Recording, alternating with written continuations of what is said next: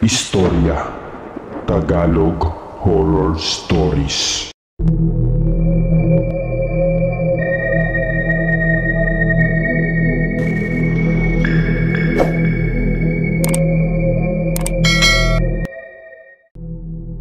Magandang araw po sa lahat ng tagapakinig. Ako po ay naniniwala sa iba't ibang uri ng aswang na nambibiktima ng tao para gawing pagkain. Ang kwento pong ibabahagi ko sa inyo ay kakaibang uri ng aswang na sa halip na buhay ay patay ang kanilang binibiktima. Tawagin nyo na lang po akong sa pangalang Allen, isang embalsamador sa Palawan. Itatago ko na lang po ang eksaktong lugar na pinangyarihan ng kakaibang karanasan hanggang sa kasalukuyan ay dito pa rin ako nagtatrabaho. Nangyari po ang aking karanasan noong 1996. Sa kasalukuyan ay nasa edad na 52 na po ako. Bali 27 taon na po ang nakakalipas. Nasa 25 years old pa lang po ako noong mga panahong iyon. Si Tatay Estong ay isang makalumang embalsamador na aking ama. Maaaring ang iba ay mandidiri sa klase ng trabaho na mayroon kami ni tatay. Pero para po sa akin ay ipinagmamalaki ko to dahil dito po niya kami itinaguyod magkakapatid. Napagtapos niya ang ilan kong kapatid dahil sa kanyang trabaho. Tandang-tanda ko pa noong kabataan ko. Palagi akong kasama ni tatay kapag may aayusin siya sa isang bangkay sa baryo-baryo. Noong panahong iyon ay uso pa ang embalsamador na mismo ang pupunta sa patay para embalsamuhin. Pero ngayong kasalukuyan, mahigpit na ipinagbabawal ang ganoong sistema. Hindi po ako katulad ni Tatay Estong na basta na lang pong naging embalsamador. Pinag-aralan ko ang propesyong ito at nagsanay ako ng tamang proseso at sistema sa paghawak ng bangkay. Ngayon ay sa isip na lang ng mga tao na madumi po ang aming trabaho. Pero sa totoo lang po ay malaki ang aming ambag sa komunidad. Maliban sa pagbibigay ng desenteng libing sa kanilang mahal sa buhay, sino po ba ang katulong ng mga eksperto sa pagsasagawa ng mga autopsy, kundi kaming mga embalsamador. Sinanay kami para hindi lamang sa pagpreserba sa katawan, kundi sa pagpreserba ng ebidensya sa isang krimen. Sana ay dumating ang panahon na maalis na ang maruming imahe ng aming propesyon at mapalitan ng magandang reputasyon. Hindi kami basta embalsamador lang, kundi mararangal na manggagawa ng ating lipunan. Noong 1996 ay tuluyan nang nagretiro si Tatay Estong sa pagiging embalsamador. Lisensyadong embalsamador na ako ng mga panahong iyon. Binigyan po ako ng malaking alok ng may-ari kaya minabuti kong lumipat sa kanya bilang kahalili ni Tatay Estong. Ang totoong intensyon ng may-ari sa pagkuha po sa akin para matulungan ko siyang mapaganda ang serbisyo ng kanilang ibinibigay. Gusto niya makipagsabayan sa makabagong kagamitan ng ibang purinarya sa Palawan. Bali 3 po kaming embalsamador na salitang pumapasok sa isang araw. 3 shift sa 3 araw at tig-8 oras kaming 3. Ako po ay pumapasok ng alas 5 ng umaga at pagsapit naman ng 1:00 ay papalitan ako ni Mang Ador at siya naman ang papalitan ni Edwin sa gabi. Si Mang Ador ay kaibigang matalik ni Tatay Estong, kaya parang tunay na anak na ang turing niya po sa akin. Si Edwin naman po ay napakatahimik na tao. Sasagot lamang siya kapag tinatanong muna siya. Sinadya din ng may-ari na ilagay ako sa umaga para makapag-usap kami ng mga hakbang na aming gagawin para lalong maging lumago ang kanyang negosyo. Sa shift namin ni Mang Ador ay mayroon kaming kasama na pwede naming mautus-utusan. Pagsapit naman ng gabi ay isang CQ ang kasama ni Edwin. Ang CQ ay doon lang po nakabase sa harap ng opisina, kaya solo po ni Edwin ang loob. Ang baklang parlorista naman ay naaatasan sa pagpapaganda. Tuwing alas 8 naman pong pumapasok at umuwi naman siya pagsapit ng alas 4. Ang may-ari naman na babae mismo ang bumabantay sa opisina at kasama niya ang kanyang sekretarya. Kasabayan po nilang pumapasok ang baklang parlorista. Hindi po ako matatakoting tao dahil hindi ko po papasukin ang ganitong trabaho kung mahina po ang aking dibdib at sikmura. Ako po ang klase ng tao na ginagalang ang bawat nilalang na buhay man o patay. Lahat ng kagamitan na matatagpuan ko sa katawan ng aking nililinisan ay buong buo kong isinasauli sa may-ari ng purinarya. Buong ingat kong ginagawa ang proseso sa pagpreserba ng kanilang katawan. Sinisiguro ko na kung maaari na mapanatili ko ang kanilang wangis na parang natutulog lang. Hanggang sa nagkaroon ng malaking eskandalo ang aking pinapasukang purinarya. Pinahukay ang bangkay ng binatilyo dahil sa utos ng korte. Pinaghihinalaan ng kanyang pamilya na may naganap na foul play sa kanyang pagkamatay. Dahil din po sa isang testimonya ng isang saksi na umano'y namatay ito sa isang hazing. Pero nang isa sa ilalim sa autopsy ang bangkay na napag-alaman ng tauhan ng PAO o Public Attorney's Office na nawawala ang laman loob ng binata. Pinadalhan ng purinarya ng sulat at binibigyan ng ilang araw para makapagpaliwanag. Galit na galit ang may-ari dahil sa pangyayari. Nagsiyasat ang may-ari kung sino ang naka-duty ng panahong iyon at sino ang mismong naglinis sa katawan. Lumalabas na si Edwin ang mismong nagsagawa ng preparasyon sa bangkay ng binatilyo. Si Mang Ador ang tumangga pero inendorso niya ito kay Edwin kinagabihan. Sinabo ng may-ari ang dalawa dahil hindi kumibo si Mang Ador para hindi madiin si Edwin sa kapalpakan. Tuluyang binawi ang lisensya ng purinarya sa aming pinapasukan. Halos isang buwan ding natenga ako na walang trabaho. Pero dahil sa matagal na ako sa ganoong negosyo, nahanapan ng paraan ng may-ari na muling makakuha ng lisensya. Gumamit siya ng ibang pangalan para muling maitayo ang kanyang negosyo. Hindi ko alam kung ano ang takbo sa isip ni Madam dahil muli niyang kinuha si Mang Ador at Edwin sa kanyang negosyo. Sa muling pagbukas ng kanyang negosyo, tuluyan na niyang pinaganda ang kanyang puninarya.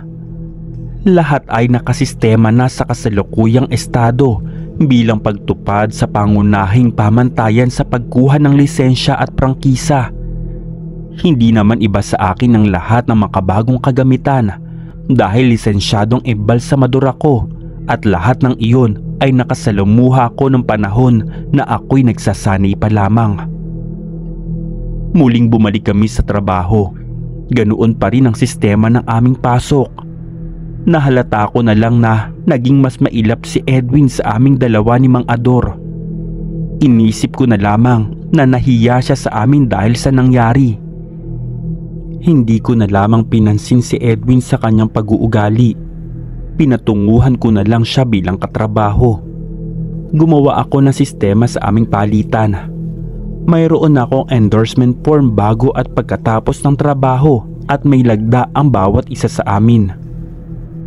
Wala naman akong nadinig na pagsalungat mula kay Edwin maliban kay Mang Ador na nahirapan dahil hirap siyang bumasa at magsulat. Sa unang taon ng aming operasyon ay wala namang aberya na naganap. Maliban sa maliit na reklamo sa serbisyo sa araw ng libing. Labas na kami doon dahil opisina na ni Madam ang nakahawak doon. May mga monthly audit din na ginagawa ang munisipyo at regular din ang paggawa ng pag-uulat para dokumentado ang aming ginagawa. Mayroon na din kaming logbook para dokumentado ang aming galaw. At hindi tumagal, Muling pumatok ang negosyo ni Madam at mas dumami ang kanyang kliyente. Dahil sa dedikasyon ko sa trabaho, ginawa akong tagapamahala ng operasyon ni Madam. Muli siyang kumuha ng isa pang tao para pumalit sa nabakante kong pwesto. Si Edwin ang nagrekomenda kay Madam ng karagdagang tauhan. Si Arlan ang pumalit sa aking pwesto. Ilang araw ko siyang sinanay bago hinayaang gumalaw ng mag-isa. Tinulungan ko na lamang si Mang Ador sa oras ng kanyang pasok. Bilang nag-iisang lisensyadong embalmer sa punerarya ni Madam, ako ang tagapirma tuwing kukuha sila ng sertipiko ng kamatayan. Dati ay si Madam ang tagapirma, pero nang siyasating kami ng munisipyo, napag-alaman na hindi siya otorisado dahil wala naman siyang lisensya. May pamantayan akong sinusunod bago ko hayaang makalabas ang bangkay sa punerarya. Sa isang pagkakamali, maaaring mawala ang lisensyang aking pinaghirapan. Tandang-tanda ko pa noong araw na lumapit si Manong Noli sa akin. Bakas ko ang takot sa kanyang mga mata habang nagsimulang magtanong kung pwede niya na akong makausap ng pribado.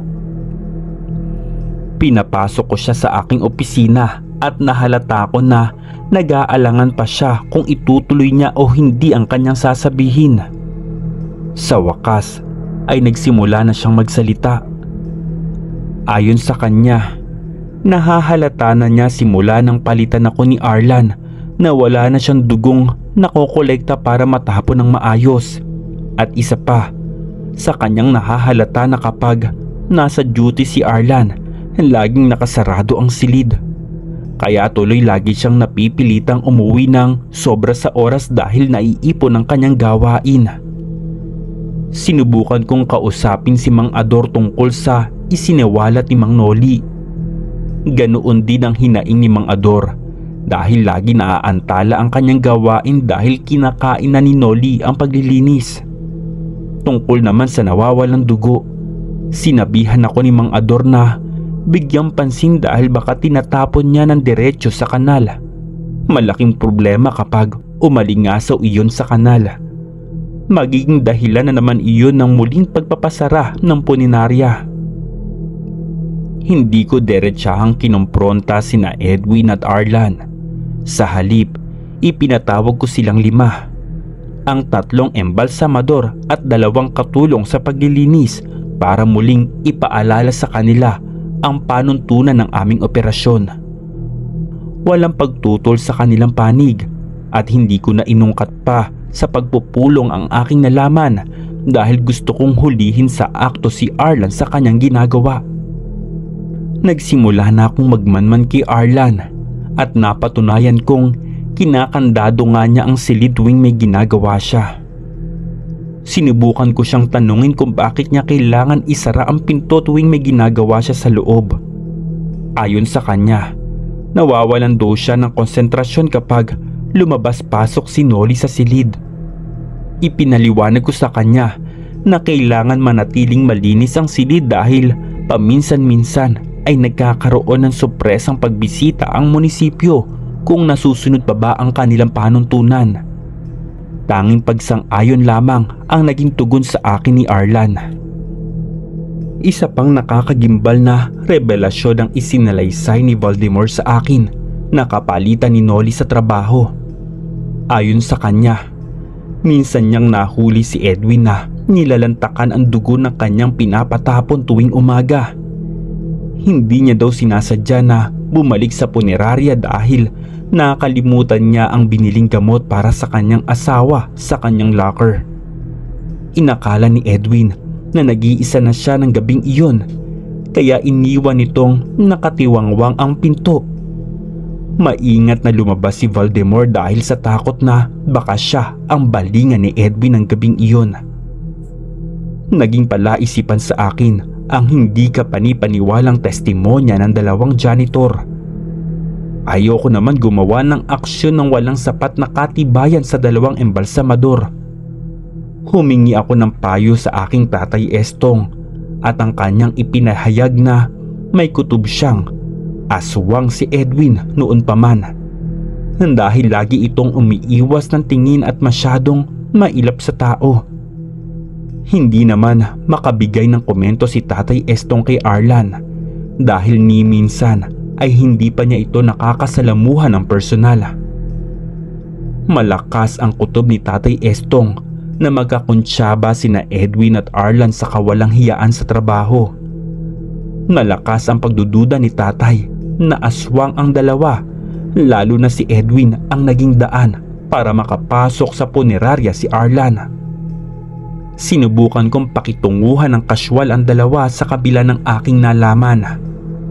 Mahigpit din na ipinagbili ni Tatay na iwasan kong makahalata sila, baka ako naman ang susunod na target ng dalawa.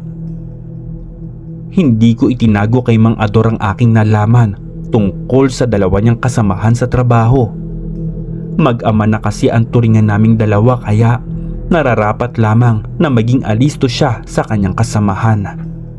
Lalo pang lumakas ang aking hinala nang maalala ko ang nawawalang lamang loob ng binatilyo na naging dahilan ng unang pagsara ng punerarya. May nabuong plano sa aking isip upang makumpirma ko ang dalawa na tama ang hinala naming aswang ang kasamahang embalsamador ni Mang Ador. Bago lumabas ang mga bangkay ay sisiyasatin ko kung may ginawa silang katarantaduhang dalawa. Sa tagal ko na kasi sa naturang gawain, kahit pa ang pinakamaliit na bahagi ng lamang loob ng tao ay pamilyar na ako. Ako mismo ang humahawak kapag ang dinalang katawan sa amin ay may kasalukuyang imbestigasyon na pinagdadaanan.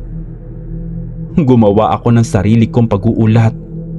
Mabusisi ang hakbang na aking ginagawa at mas detalye kumpara sa pangkaraniwang embalsamasyon lamang. Sa tulong ni Mang Ador ay muli naming binuksan ang nakakabaong na bangkay. Huling-huli ko si Arla na halos lahat ng bangkay na dumaan sa kanya ay bawas na ang lamang loob, lalo na ang puso at atay. Si Edwin naman ay may mga bangkay na halos nangalahati na ang nawawalang laman loob. Wala kaming nagawa ni Mang Ador kundi ang magtinginan lamang. Kumpirmado ang aming hinala na aswang ang dalawang kasamahan ni Mang Ador. Aaminin kong may namumuong kaba at takot sa aking dibdib. Sa tanang buhay ko, ni minsan ay hindi ko pa naranasan na makisalamuha sa isang aswang. Kailangan kong lakasan ang aking sarili dahil madami na akong isinakripisyo para maabot ang ganoong estado ko sa negosyo ni Madam. Pati ang mga imbestigador, kinilala ang aking kakayahan. Ngayon pa ako magpapatalo dahil lamang sa dalawang aswang. Sinimulan ko ang aking hakbang sa pagtukoy kung anong uri ng aswang ang kumakain ng patay na tao. Balbal. Balbal ang uri ng aswang na kumakain sa bangkay ng tao. Pero ang kanilang pamamaraan ay kinukuha nila ang kanilang biktima at pinapalitan ng puno na kung anumang halaman. Ang magkaibang balsamador ay binabawasan lamang ang laman loob at dugo ng mga bangkay. Napaghinuha ko na malamang isa lang pangkaraniwang aswang ang dalawa. Dahil sa napatunayan ko ang ginagawang katarantaduhan ng dalawa, kaya kinailangan ko silang hulihin sa akto na ginagawa nila ang ganoong krimen. Matyaga akong pinag-aralan ang kilos ng dalawa. Mula sa aking opisina, pinagmamasdan ko ang kilos ni Arlan. Nagpalingali nga siya sa paligid bago tuluyang pumasok sa loob. Dahan-dahan akong humakbang sa mismong silid na pinaglalagakan ng patay. Bahagya lang nakasara ang pinto at halos bumaliktad ang sikmura ko sa eksena sa aking harapan. Kaya pala wala ng dugo na mahagilap si Noli dahil si Arla na mismo ang sumisipsip ng dugo sa kanyang bangkay na hinahawakan. Akala ko iyon na ang pinakamalala na makita ko, pero may mas malala pa pala. Binutas ni Arla ng tiyan ng bangkay at kumuha ng lamang loob gamit ang kanyang bibig at unti-unti niyang hinatak ang lamang loob at hindi siya gumawa ng malaking hiwa para hindi mahalata. Naaalala ko ang ginagawa ng palaka sa sisiw ng manok. Ganoon na ganoon ang ginagawa ni Arlan. Hindi ko kinaya ang kanyang ginagawa. Dahan-dahan akong bumalik sa opisina para tuluyang ilabas ang pagkalam ng aking sikmura. Sunod ko namang sinubaybayan si Edwin. Sinadya kong huwag umalis sa opisina noong magsimula na ang kanyang trabaho. Sinubaybayan ko ang kanyang galaw habang nasa loob ako ng opisina. Nanigarilyo muna siya sa labas pero halata ko ang paglilikot ng kanyang mga mata sa paligid. Isa-isa pa niyang tinignan ang mga silid bago tuluyang pumasok sa pinaglalagakan ng mga bangkay. Iyon ang mga bangkay na kasalukuyang pinapatulo para lumabas ang tubig. Pinalampas ko ang ilang minuto bago ko sundan si Edwin sa loob. Nakapaalang ako para maiwasan kong makalikha ng ingay. Hindi na siya nag-abala pang ipinihit ang pintuan. Ang buong akala niya ang secure lang ang kanyang kasama ng kasalukuyang nasa labas. Dahan-dahan kong sinilip si Edwin sa loob at kapareho ang estilo niyang ginagawa ni Arlan. Ang kakaiba lang sa kanila, mas masiba si Edwin kumpara kay Arlan. Ang mas malala pa kay Edwin dahil diretso niyang tinutungga ang lahat ng dugo na nakukuha niya sa patay na kanyang inaayos. Matapos kong pag-aralan ng kanyang galawan, dahan-dahan akong bumalik sa opisina. At bago umalis, mahigpit kong ibinilin sa CQ na kung sakali magtanong si Edwin, sabihin niya na lang na hindi niya ako nakita. Umuwi ako sa bahay na bitbit ang nakakasukang karanasan na aking nasaksihan sa buong araw. Matibay ang aking sikmurang maghalungkat sa lamang loob ng tao pero hindi ko inaakala na aabot sa puntong maging panglaman ng tiyan ang mga iyon. Ibinahagi ko lahat kay Tatay Estong ang aking nakita at ayon sa kanya ay kailangan ko ang tulong ng otoridad para tuluyang masakuti ang dalawang aswang. Halos hindi ako nakatulog magdamag sa dami ng mga bagay na kailangan ko bigyan ng pansin. Medyo nagtatalo ang aking isipan sa desisyon na kailangan kong husgahan. Nakita ko na lamang ang aking sarili kinabukasan sa estasyon ng pulis. Sinalaysay ko ang lahat pero naging matalino akong hindi ko binanggit ang alegasyon na aswang ang dalawa. Wala naman taong nakapatunay sa korte na alegasyong aswang ang isang tao. Baka sa huli, mabaliktad pa ang sitwasyon at ako pa ang madiin. Batid ko ang pag-aalinlangan ng otoridad sa aking inilapit na kaso. Pero pinasalamatan ko na lang sila dahil kahit papaano, binigyan ako nila ng pagkakataon. Agad silang bumalangkas ng plano para sa gagawing entrapment sa dalawang embalsamador. Pinapunta ko si Madam at doon ko na isinalaysay sa kanya ang lahat.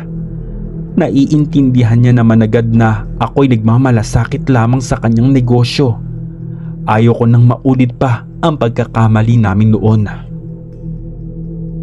Magpapanggap ang mga pulis na kliyente ni Madam pero ang pakay talaga ay hintayin ang aking hudyat para lumusob. Nanatili lang ako sa loob ng opisina pero ang totoo, hindi ko nilulubayan ang tingin si Arlan. Ayoko man isipin pero sadyang nakiayon ang panahon ng araw na iyon. May nangyaring massacre sa isang barangay sa araw na iyon at patay ang 5 miyembro ng pamilya. Sabay-sabay pa silang dinala sa punerarya. Lumalabas ang lamang loob ng mag-anak dahil sa walang haba silang tinaga. Habang binababa ang mga bangkay, kitang-kita ko ang malalagkit na titig ni Arlan sa 3 bata na biktima ng karumal-dumal na krimen. Sanay na po ako sa ganoong uri ng senaryo. Naaawa din naman ako lalo na sa mga kabataang namamatay dahil naging biktima ng karahasan.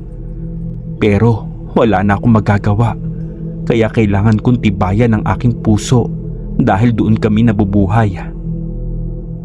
Sinabihan ko si Arlan na hayaan na lang muna ang mga bangkay doon dahil baka may pahabol pa na imbestigasyon ng kapulisan. mayroon din kaming sistema na sinusunod na huwag munang galawin ang bangkay ng ilang oras, baka muling tumibok ang kanilang puso at mabuhay pa. Matyaga akong hinintay na gumawa ng kakaibang hakbang si Arlan. Pumasok siya sa loob ng silid na iniimbakan ng bagong dalang katawan. Dahan-dahan ko siyang sinilip. Kitang-kita ko kung paano niya lantakan ang nagsilabasang laman loob ng batang lalaki. Hindi niya ako napansin dahil abalang-abala siya sa pagkain sa sariwang bangkay sa kanyang harapan. Hindi siya magkamayaw kung sino ang kanyang uunahin. Sinenyasan ko si Noli na papasukin na ang mga pulis. Huling-huli nila sa akto habang sinisimot ni Arlan ng lumalabas na dugo at kinakain ang lamang loob na kusang nagsilabasan. Mabilis na pinasok siya ng mga pulis at agad na kinunan ng litrato. Mababakas pa ang nagkalat na dugo sa kanyang bibig at kamay. Pilit siyang pumipiglas pero huli na dahil na-corner na siya ng kapulisan. Matapos mapusasan, agad na dinala si Arlan sa istasyon ng pulis. Nagmagandang loob si Tatay Estong na pagtulungan nila ni Mang Ador ang nakatenggang trabaho na naiwan ni Arlan. Kahit na matanda na si Tatay, nanatili pa rin na malakas ang kanyang pangangatawan. Sinadya kong huwag ipagalaw ang nabiktima ng massacre para maging pain yun kay Edwin mamayang gabi. Matapos maihanda ni Tatay Estong at Mang Ador ang mga patay na nakatakdang madala sa kanilang lamay, ay agad na umuwi si Tatay. Nanatili naman si Mang Ador para hindi makahalata si Edwin sa nagaganap na entrapment sa kanila ni Arlan. Si Madam mismo ang pumunta sa presinto para tuluyang masampahan ng kaso si Arlan. Habang hindi pa nakakapasok sa trabaho si Edwin, pinapasok ko na ang mga pulis sa aking opisina. Mananatili sila doon hanggang magkapalitan ng pasok ang dalawa. Mahigpit kong ibinilin sa pulis na itago muna ang pagkahuli kay Arlan. Hindi pwedeng mabigyan ng pagkakataon si Edwin na makalusot. Kailangan matapos na ang kanyang kahibangan para tuluyan na kaming makausad. Naging banta na si Edwin sa kabuhayan na aming pinaghirapan. Pagsapit ng gabi, nagpaalam si Mang Ador na iniwan niya na ako ng makahulugang tingin. Alam ko na nangangamba siya sa aking kaligtasan pero kailangan nang tapusin ang nangyayaring krimen sa punerarya. Hindi pwedeng manatili na lamang kami sa ganoong sistema. Pinangarap ko ang may kalayaan at kaayusan na trabaho. Hindi iyong nababalot ng takot at kilabot ang lahat. Sa totoo lang, kung ang buong pagkatao lang ni Arlan at Edwin ang pagbabasihan, ay hindi ka maniniwalang sila ay mga aswang. Gwapo kasi si Edwin at lalo na si Arlan na nagtataglay sila ng maamong muka. Pero sa likod pala ng kanilang maamong pagkatao, nagkukubli ang isang sumpa. Hindi ko alam kung anong buhay ang mayroon sila dahil hindi naman sila nakikipag-usap sa amin ng personal. Kagaya noong nakaraang gabi, nagsigarilyo muna si Edwin bago tuluyang sinimula ng trabaho. Siniyasat niya ang paligid ko, mayroon pang taong natitira doon maliban sa kanya. Pumasok siya sa imbakan ng bangkay. Alam kong matatakam siya sa buong pamilyang nandoon. 3 sa kanila ang pawang sa murang edad pa lamang. Hindi na ako nagsayang ng oras para alamin ang kanyang ginagawa. Batid kong nilalantakan niya na ang mga bangkay doon ng tad-tad ang katawan ng puro taga. Hindi na kami nagsayang ng oras, kaya agad naming pinuntahan ang silid na pinasukan ni Edwin at tumambad sa amin ang nakakarimarim na senaryo. Nilalantakan ni Edwin ang nakalaylay na mga bituka habang hawak-hawak niya sa kaliwang kamay ang hindi ko mawari kung puso ba yun o atay. Nabigla siya sa aming pagpasok at hindi niya nagawang gumalaw. Nilapag niya ang hawak sa dugoong kamay at yumuko na lamang. Hindi na nanlaban pa si Edwin at nagkusa na siyang iabot ang kanyang 2 kamay para kabitan ng posas. Habang hinahatak si Edwin palabas ng punerarya, kitang-kita ko ang luha na lumalanda sa kanyang magkabilang pisngi.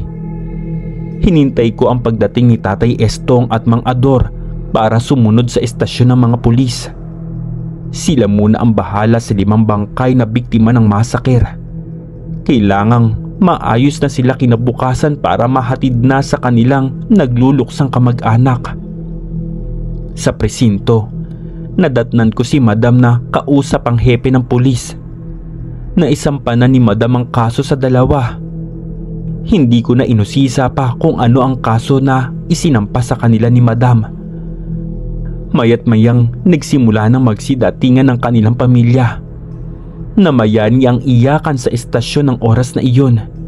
Hindi ko kinaya ang tagpong aking natunghayan kaya minabuti ko munang lisanin ng estasyon ng pulis at baka ako pa ang kuyugi ng kanilang pamilya.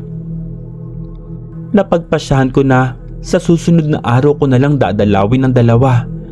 Kailangan kong maliwanagan kung bakit nila yon ginagawa. Bakas ko ang lungkot sa mukha ni Edwin na tila hindi niya gusto ang ginagawa niya. Sa totoo lang, mas namamayani ang awa sa aking puso. Kailangan kong maliwanagan ang kanilang pinanggalingan kung bakit sila nagkaganoon. Magkaharap kaming tatlo pero nanatiling nakayuko ang dalawa. Hiyang-hiya sila sa kanilang ginawa at nanatili na lang silang tahimik. Ako na ang nagkusang magsalita para masimulan ko na ang interogasyon sa dalawa. Tinanong ko silang dalawa kung wala ba silang gustong sabihin sa akin. Nanatili silang nakayuko at nakatingin sa ilalim. Tanging iling ang naging tugon nila sa aking tanong. Hindi nila magawang nakipagtinginan ng diretso sa akin. Naramdaman ko ang pangliliit nilang dalawa sa kanilang sarili. Sinimulan ko ang aking pakikipag-usap sa mahinahong paraan. Ipinaabot ko sa kanila na handa akong makinig na walang panguhusga. Unti-unting umangat ang mukha ni Arlan pero hindi siya diretsahang tumingin sa akin. Tinanong ko si Arlan kung sino ba siya talaga, kung sino silang dalawa. Isinalaysay na ni Arlan ang kanilang pinanggalingan at kung bakit nila ginagawa ang ganoong bagay. Lalo pa naantig ang aking puso na magsimulang magsalita si Edwin. Sinabi niya sa akin na sana tinuluyan ko na lang sila ng gabing iyon para tuluyan na siyang makalaya sa sumpa ng kanyang ninuno. Gustuhin man niyang iwasan ang pagkain ng dugo at lamang loob ng tao pero dinaig siya ng halimaw na umangkin sa kanyang pagkatao. Magpinsan pala silang dalawa at parehong binata. Sinadya niyang makapasok sa punerarya dahil iyon ang nakikita niyang paraan para mapunan ng kanyang pagkakatakam sa dugo at lamang loob ng tao. Sawa na silang pumatay para mapawi ang pagkalam ng kanilang sikmura. Ayon sa kanya, hindi naman gabi-gabing umaatake ang kanyang pagkaaswang. Pero tuwing makakakita sila at makakaamoy ng dugo, ay nagigising ang halimaw na naninirahan sa kanilang katawan. Tinanong ko siya kung madami pa siyang kalahi na katulad nila. Sumagot siya na mula pa sa kanyang ninuno, nagpasalin-salin na ang sumpa na kanilang tinataglay. Hindi sila isang uri ng balbal na kumakain ng patay, pero sinadya nilang sanayin ang kanilang sarili kaysa kumitil ng buhay. Ayon sa kanya, kanyang kalahi ang nasa likod na nangyayaring patayan at pagkawala ng mga residente sa karatig bayan. Tinanong ko sila kung ano ang gusto nilang mangyari dahil kaya kong pakiusapan si Madam na iurong ang kaso. Isang desisyon ng kanilang napagpasyahan ng sobra kong hinahangaan. Inurong ni Madam ang kasong isinampa sa dalawa. Ilang araw na nag-ipon kami ng sariwang dugo sa punerarya. Mismong sina Arlan at Edwin ang kumuha doon. Nagpaalam ang dalawa sa akin na mahigpit kaming nagyakapan. Medyo naging madamdamin ang tagpong iyon pero dama ko sa aking puso na masaya silang lilisan dahil katumbas iyon ang kanilang kalayaan. Bago sila umalis ay binati ko sila ng maligayang paglalakbay, mga kaibigan. Naway mahanap ninyo ang lubos na kalayaan sa inyong patutunguhan. Isang matamis na ngiti ang iniwan ng dalawang binata sa akin. Nagtaka si Madam kung bakit nakasalansa ng maraming ataul sa pasilyo. Nagtanong siya pero sinagot ko na lang na kailangan namin mamaya mag-overtime dahil dadagsa ang kailangan naming respondihan. Pagpatak ng alas 7, hindi na magkamayaw sa paghahakot ng bangkay ang dalawang karo ng patay.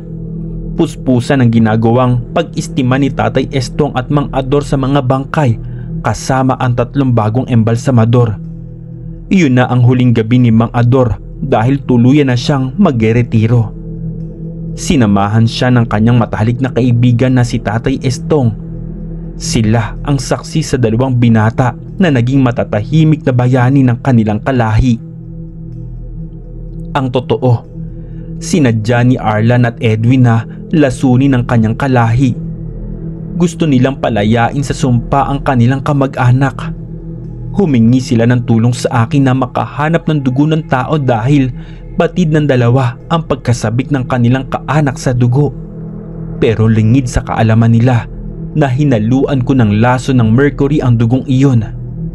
Hindi nila batid dahil hindi naman ganoon kadami ang kailangan para makapatay ang naturang lason. Sa kahilingan na rin ng 2 aswang, para sa kanila, mas malala pa ang sumpa na kanilang dinadala kaysa harapin ang kamatayan. Hiling ko lang na sana ay tuluyan nang nahanap ng 2 binata ang kalayaan na naging mailap sa kanila sa mundo ng mga buhay. Hanggang dito na lang po at maraming salamat.